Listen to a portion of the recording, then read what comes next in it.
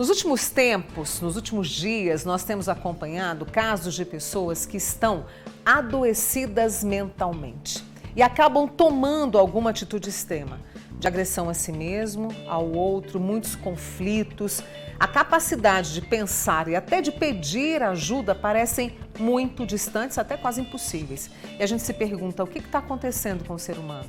E aí eu convidei esse amigo meu, o psiquiatra Luiz Carlos de Oliveira Júnior, que está aqui com a gente hoje, para a gente abrir esta porta dificílima, mas precisamos conversar sobre isso. Luiz, mais uma vez, obrigada, viu, por ter vindo. Obrigado, Mônica, é sempre um prazer.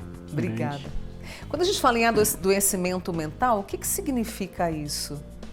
Nós estamos falando de situações em que as pessoas estão adoecidas emocionalmente, com dificuldade de, vamos dizer, processar e compreender e entender o que estão sentindo, o que estão vivendo, né, de como lidar com o estresse principalmente, como lidar com o sofrimento, com as dores normais, né, e aquelas anormais que às vezes aparecem na vida, né, e isso sobrecarrega as pessoas e é isso que nós estamos chamando de sofrimento mental.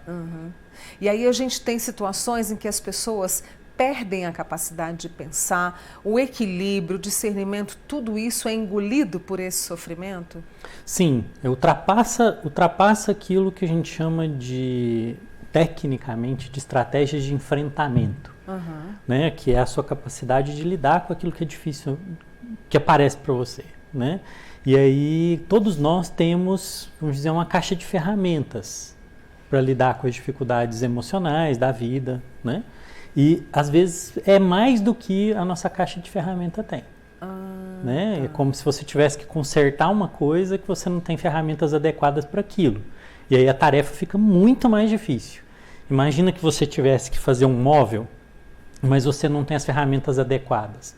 Vai dar muito mais trabalho, se você conseguir. E é o mesmo raciocínio, né? Então é enfrentar problemas que você não está preparado ou não tem ferramentas o suficientes para resolver aquilo bem. E como é que a gente aumenta essa caixinha de ferramentas?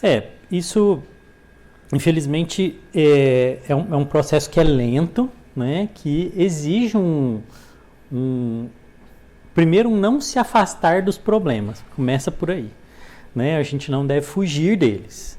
Né, das causas de sofrimento. Isso você não precisa procurar o sofrimento de propósito, e tem gente que faz isso, infelizmente, né? Não sabe viver direito e acaba buscando, mas a gente também não deve fugir das situações que são difíceis, porque são nelas que a gente vai construindo isso, né? E vai entendendo que depois que eu passo por um problema, que talvez ele não era tão grave quanto aquilo, então essa capacidade de espera, que a gente chama de resiliência, né? A capacidade de buscar ajuda, de buscar recursos onde eu não tenho recursos internos, eu busco recursos externos, então a gente vai aprendendo a se virar, né, com os problemas que vão vindo. Então, infelizmente, isso acontece, vamos dizer, na prática, né? Na prática, é algo que você só aprende trabalhando.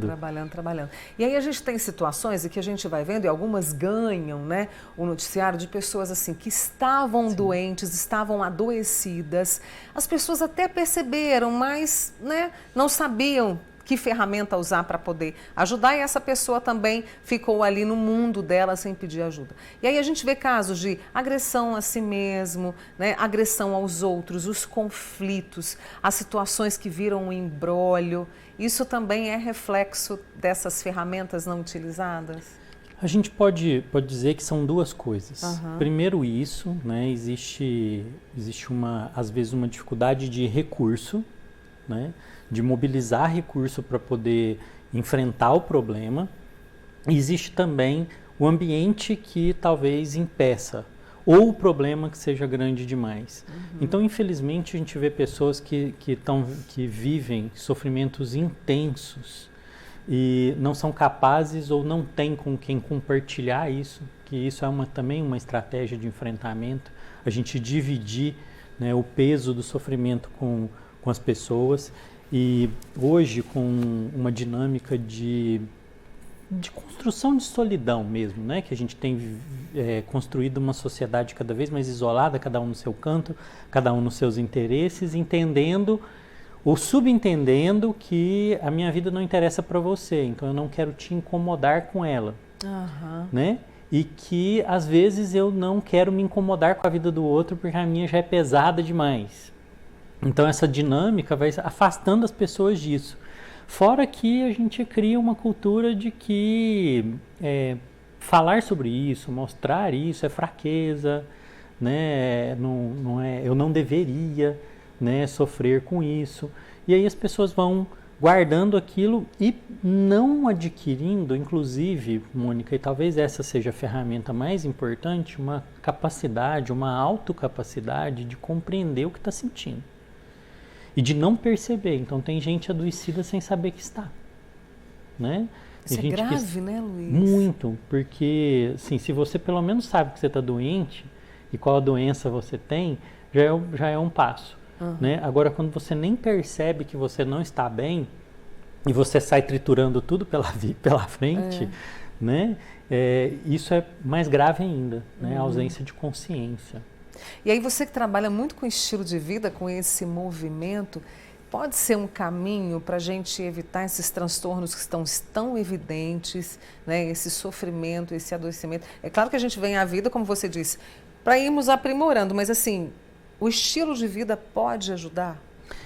Parece que está tudo muito bagunçado, né, Luiz? Eu tenho pensado muito sobre isso e eu acho que a gente às vezes vê essa questão da saúde do ponto de estilo de vida, de fazer atividade física, de exercício, dormir bem, isso de uma maneira muito superficial. Na verdade, a questão e o próprio termo estilo de vida é modo de viver. Então é como eu escolho levar a minha vida. Então a discussão não é se eu faço atividade física ou não, né? Mas é como eu penso a minha vida, como eu vejo o mundo que eu tô, como eu vejo a minha relação com esse mundo e com as outras pessoas.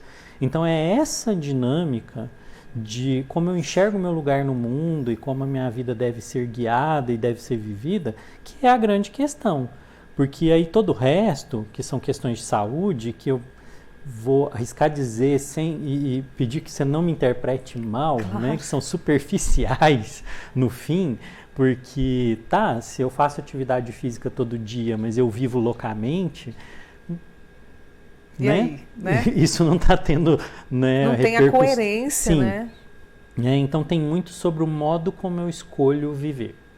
Como eu escolho pensar, como eu escolho me relacionar com as pessoas, como eu vejo o mundo. E até de enfrentar, digamos assim, a gente vê muitas situações assim, terminou um relacionamento, saiu de um emprego e parece que o mundo se resumia ali, até para entender que eu posso abrir outras possibilidades. Um ponto final aqui, mas é um novo recomeço, eu não sei se eu estou sendo clara, Sim, porque Luiz. No fim, quando eu digo que a gente precisa ter mais ferramentas, eu estou falando sobre repertório. Né? Então quanto mais opções eu tenho na vida, melhor. Então se dá errado no trabalho, eu tenho minha vida pessoal, eu tenho uma vida intelectual, eu tenho uma vida emocional. Então aprender a distribuir a vida na diversidade de coisas que ela tem e não concentrar isso em uma só, que também às vezes é um sinal de adoecimento, quando as pessoas investem demais em uma coisa só.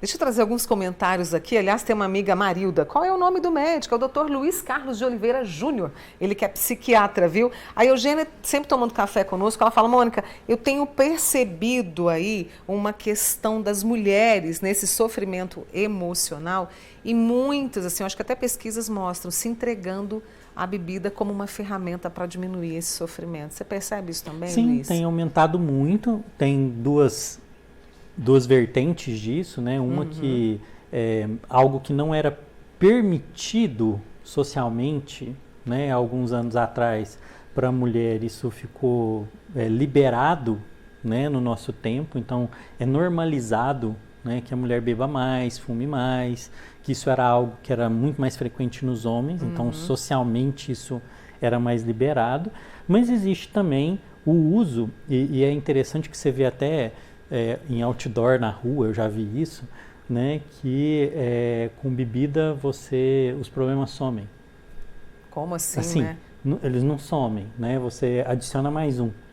Então, culturalmente, isso você vê em letra de música, você vê em filme, você vê em vários lugares, entender isso como uma estratégia de lidar com o problema, que na verdade é uma estratégia negativa, né? De afastamento, de desconexão. Em vez de encarar o problema em si, eu vou aliviar aquilo com uma substância.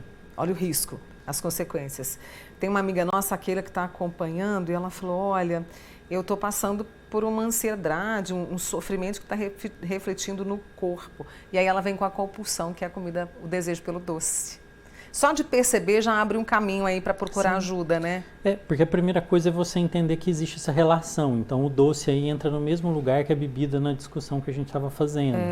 Né? Então quando eu começo a entender a relação de como o meu corpo reage às situações que eu estou vivendo, fica muito mais fácil então entender onde eu preciso mudar para isso, né? O que a gente não pode é trabalhar na superfície das coisas e pensar só na compulsão alimentar e não naquilo tudo que está acontecendo na minha vida, que na pontinha acaba se manifestando ali.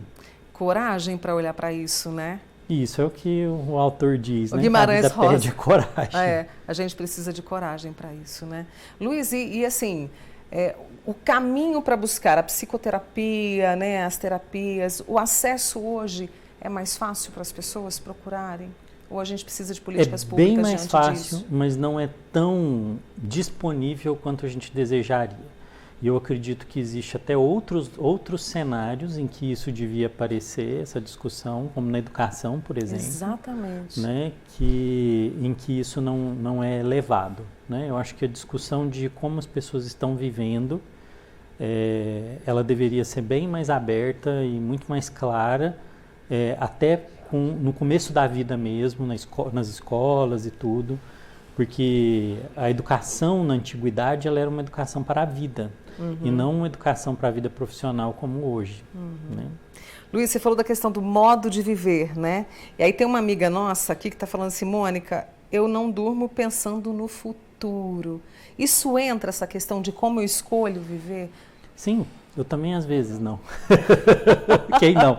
Quem não, Quem nunca né? perde. Né? Isso tem a ver com como a gente organiza a vida e isso, né? Como a cultura organiza. Eu falo que a gente tem às vezes uma cultura muito baseada no medo. Usa-se muito medo para fazer a gente comprar, para fazer vender, para fazer de tudo, né? Então, faça isso porque senão, faça aquilo porque senão, e isso vai contaminando as pessoas.